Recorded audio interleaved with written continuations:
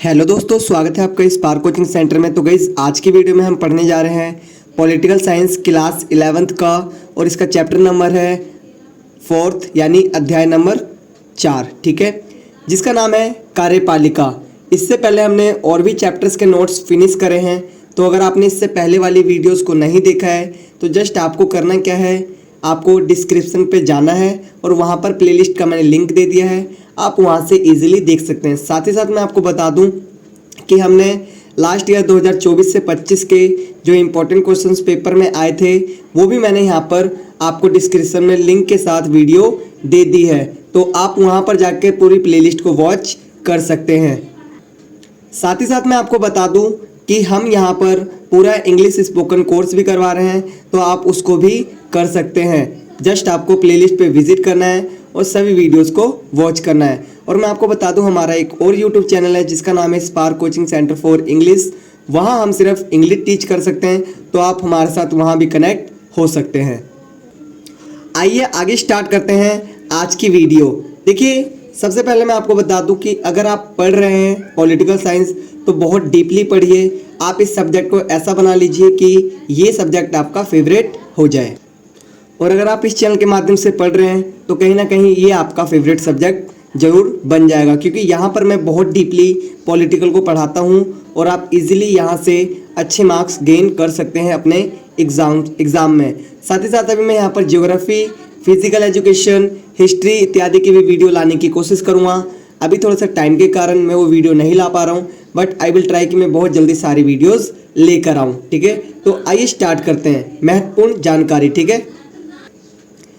तो देखिए, first point है इसका, सरकार के 3 अंग है, विधायिका, कार्यपालिका और न्यायपालिका। देखिए, अगर आपसे कोई पूछे कि सरकार क्या होती है तो आपको सिर्फ ये नहीं बोलना कि मोदी सरकार। नो, मोदी कोई सरकार नहीं है, बस वो एक तरीके से सरकार का एक अंग है, यानी वो विधायिका भी है और कार्यपालिका भी, ठीक है। ये चीज़ याद रखना, क्योंकि बिना न्यायपालिका के सरकार कभी पूरी नहीं हो सकती। क्योंकि सरकार के कितने अंग होते हैं? सरकार के होते हैं बच्चों 3 अंग, जिसमें से पहली होती है विधायिका, दूसरी होती है कार्यपालिका और तीसरी होती है न्यायपालिका। विधायिका कोई कानून बनाती है और कार्यपालिका उसे लागू करती है, और न्यायपालिका अगर कोई कानून का उल्लंघन करता है तो उसे न्याय प्रदान करती है, ठीक है। मतलब कि अगर वो दोषी होगा तो उसको सजा दी जाएगी, अगर निर्दोष होगा तो उसे छोड़ दिया जाएगा, ठीक है। आगे देखिए, दूसरा है कार्यपालिका 2 प्रकार की है, स्थायी तथा अस्थायी। कार्यपालिका बच्चों 2 प्रकार की होती है, पहली होती है स्थायी और दूसरी होती है अस्थायी, ठीक है। अब देखिए, जो स्थायी होती है उनमें आपके आईएएस अधिकारी आते हैं, यानी कि जो सरकारी नौकरी वाले होते हैं, साथ ही साथ जो सिविल सर्वेंट होते हैं वो सारे उसमें आते हैं। और अस्थायी में जो फिक्स होते हैं, मतलब कि जिनकी एक बार नौकरी लग गई तो वो फिक्स रहेगी लॉन्ग टाइम तक। लेकिन जो अस्थायी सदस्य होते हैं वो सिर्फ 5 सालों के लिए चुने जाते हैं, जैसे आपके पीएम हो गए, ठीक है, प्रेसिडेंट हो गए, मुख्यमंत्री हो गए, ये सारे कितने दिनों के लिए चुने जाते हैं? Only 5 years. तो ये हमारे अस्थायी हो जाते हैं, ठीक है। आगे बता रखा है, अस्थायी कार्यपालिका में नौकरशाही सिविल कर्मचारी आते हैं, ठीक है। वही चीज़ बताई गई है कि जो अस्थायी जो कार्यपालिका है उसमें कौन कौन आता है? नौकरशाही और सिविल कर्मचारी, ठीक है, ये याद रखना। आगे देखिए, चौथा है, भारत में संसदीय प्रणाली को अपनाया गया है। भारत में देखो कौन सी प्रणाली अपनाई गई है? संसदीय। वैसे देखो 3 प्रणाली है, पहली है आपकी संसदीय प्रणाली, दूसरी है अर्ध अध्यक्षात्मक और तीसरी है अध्यक्षात्मक प्रणाली, ठीक है। इन तीनों में से जो हमने अपनाया है, यानी भारत ने अपनाया है, वो है संसदीय प्रणाली, ठीक है। आगे देखिए, अमेरिका में अध्यक्षात्मक प्रणाली को अपनाया गया है। अमेरिका में कौन सी प्रणाली अपनाई गई है? अध्यक्षात्मक, ठीक है, याद रखना बहुत अच्छे से। तो दोस्तों, जो मेरी पुरानी वीडियोस देख चुके हैं उनको पता है कि मेरा फ़ोन नंबर ये है 8178988103, ठीक है। ये मेरा क्या है? ये मेरा व्हाट्सअप नंबर है और ये मेरा कॉन्टैक्ट नंबर भी है। और यहाँ पर है आपका जो मेरा नाम बता रखा है बिट्टू कुमार, ठीक है, मेरा नाम है बिट्टू कुमार, और ये मेरा क्या नाम है, फ़ोन नंबर है। आप जब चाहें तब कॉल कर सकते हैं और यहाँ से आप नोट्स परचेज कर सकते हैं, ठीक है। तो चलिए आगे देखते हैं।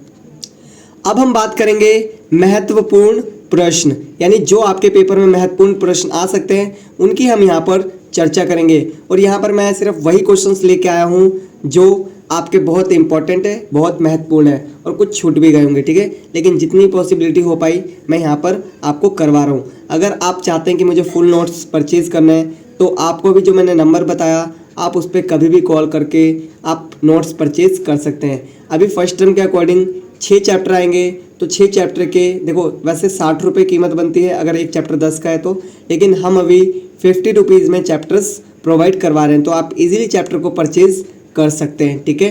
तो आइए स्टार्ट करते हैं आगे। देखिए पहला क्वेश्चन है कार्यपालिका क्या है। तो वो सबसे इंपॉर्टेंट वर्ड, क्योंकि पूरा चैप्टर का नाम ही यहाँ पर हमें डिफाइन करना है कम शब्दों में। तो देखिए सरकार का वह अंग जो नियमों और कानूनों को लागू करता है, वह प्रशासन का काम करता है, उसे कार्यपालिका कहते हैं। यह स्थायी व अस्थायी होती है।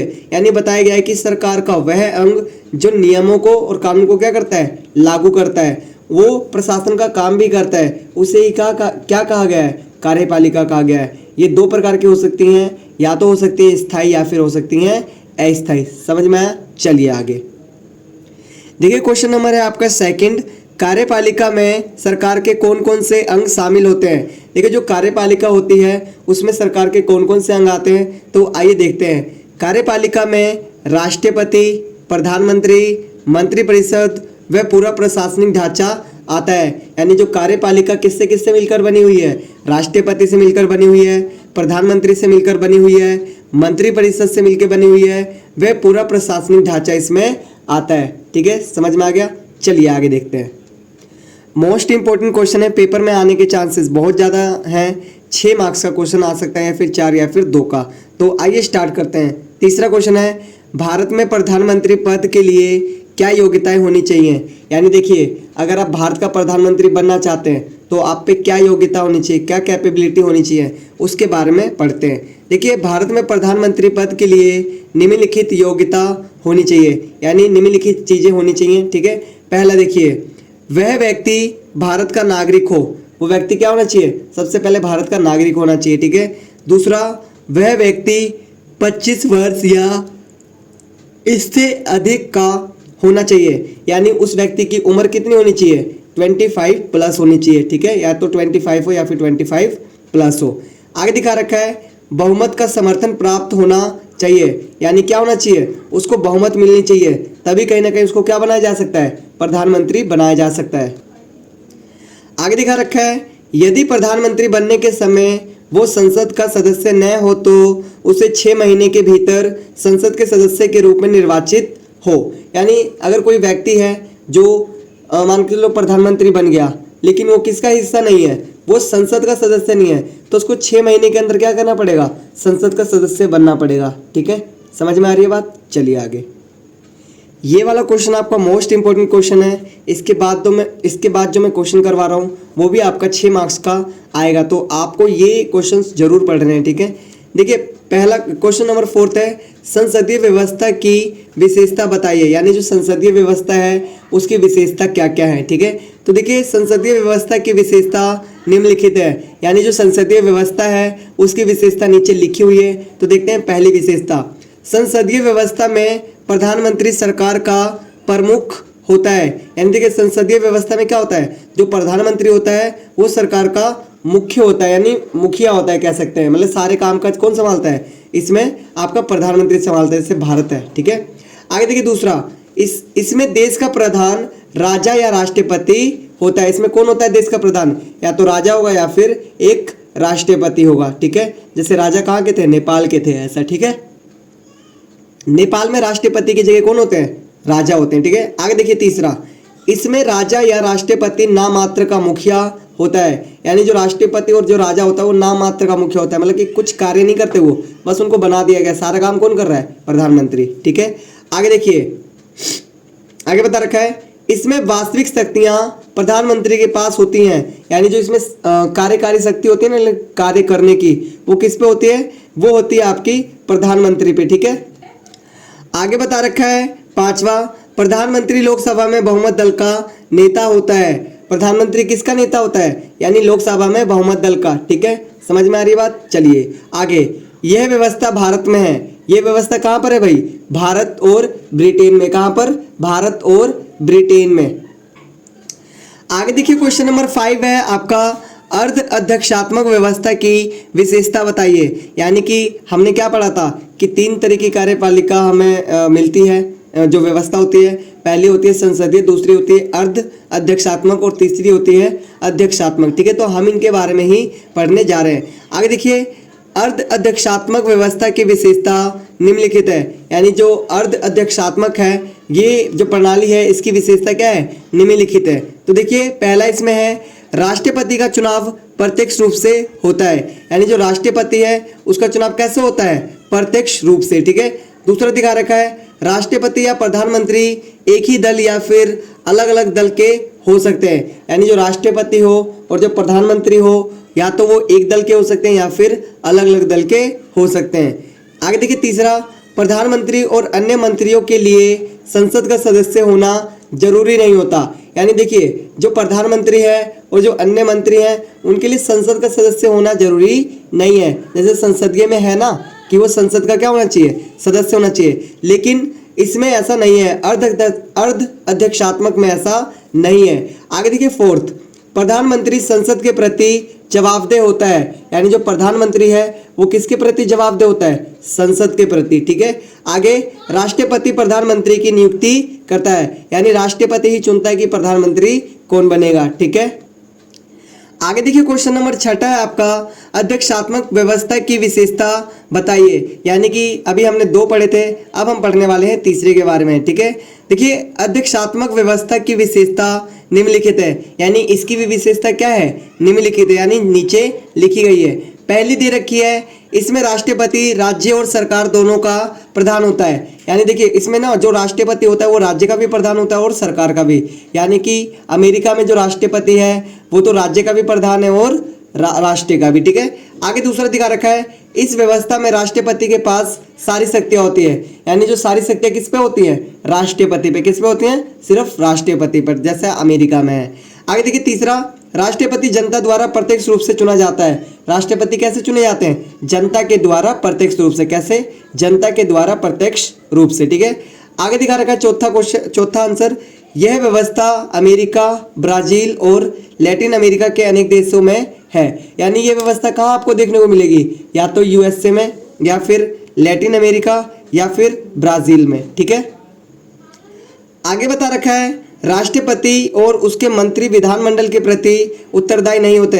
यानी ये विधानमंडल के प्रति कोई भी उत्तरदायी नहीं होते, चाहे ये कार्य करे चाहे ना कार्य करे, इनसे कोई भी कुछ भी नहीं पूछ सकता। ठीक है, लेकिन देखिए अमेरिका एक ऐसा देश है जहाँ पर अगर कोई सरकार कार्य सही से नहीं कर रही तो वहाँ की जनता बहुत जागरूक है, बहुत अवेयरनेस है। वो क्या करती है? वो उस कानून को ही ख़त्म कर देती है जो ऐसी चीज़ों का निर्माण करते हैं। यानी सरकार, वहाँ पर शिक्षित लोग हैं, उनको पता होता है कि कौन अच्छा है और कौन बुरा है। ठीक है, तो कहीं ना कहीं जो भारत है उसकी भी स्थिति तभी ठीक हो सकती है जब यहाँ पर शिक्षा को और भी ज़्यादा सस्ता किया जाए, उसमें से टैक्स हटाया जाए और हर व्यक्ति अपनी शिक्षा से कुछ ना कुछ समाज में भला कर सके। तो ये तभी हो सकता है जब सरकार कुछ ऐसे नियम लाएगी जो शिक्षा वगैरह से टैक्स वगैरह हटाएगी, तभी कहीं ना कहीं जो स्टूडेंट्स हैं वो इसका फ़ायदा उठा पाएंगे और वो शिक्षा को सही तरीके से यूज़ कर पाएंगे। तो भारतीय सरकार को ये चीज़ें करनी चाहिए ताकि शिक्षा और भी बेहतरीन हो सके, और शिक्षा को जितनी सस्ती की जा सके उतनी सस्ती करनी चाहिए ताकि हर बच्चा पढ़ सके और हर बच्चा भारत का नाम रोशन कर सके। ठीक है, तो आइए आगे देखते हैं क्वेश्चंस। आगे बता रखा है क्वेश्चन नंबर 7, राष्ट्रपति की शक्तियां और स्थिति की व्याख्या कीजिए। यानी जो राष्ट्रपति होता है उसकी क्या शक्तियां होती है तथा उसकी स्थिति क्या होती है, इसकी क्या करनी है? व्याख्या करनी, मतलब पूरा डीपली आपको बताना है। आगे नेक्स्ट क्वेश्चन है, भारत के प्रधानमंत्री की स्थिति तथा शक्तियों का वर्णन कीजिए। यानी जो भारत का प्रधानमंत्री है उसकी स्थिति बतानी है और उसी की शक्तियों का वर्णन करना है। ठीक है, तो गाइस मैं आपको बता दूं कि इस क्वेश्चन के लिए इस पेज पे जगह नहीं बची थी, इसलिए हमने करवाया नहीं, और थोड़ा सा ये शॉर्ट नोट्स है, यानी इंपॉर्टेंट क्वेश्चन सिर्फ बताए गए हैं। अगर आपको फुल नोट्स चाहिए तो आप इस नंबर पर कॉल कर सकते हैं, और मेरा नाम है बिट्टू कुमार। मेरा नंबर है 8178988103। ठीक है, आप इस पर कॉल करके नोट्स परचेज कर सकते हैं। तो आज के लिए इतना ही, मिलते हैं एक और नेक्स्ट वीडियो में यूज़फुल वीडियो के साथ। और साथ साथ मैं आपको बता दूं, यहाँ पर पूरा आपको इंग्लिश स्पोकन कोर्स फ्री मिल रहा है, वो कुछ ही दिन तक रहेगा। तो आपको क्या करना है, ज़्यादा से ज़्यादा उस वीडियो को देखना है और सारी चीज़ों को सीख लेना है। तो मिलते हैं नेक्स्ट वीडियो में, तब तक के लिए टाटा बाय बाय, जय हिंद जय भारत।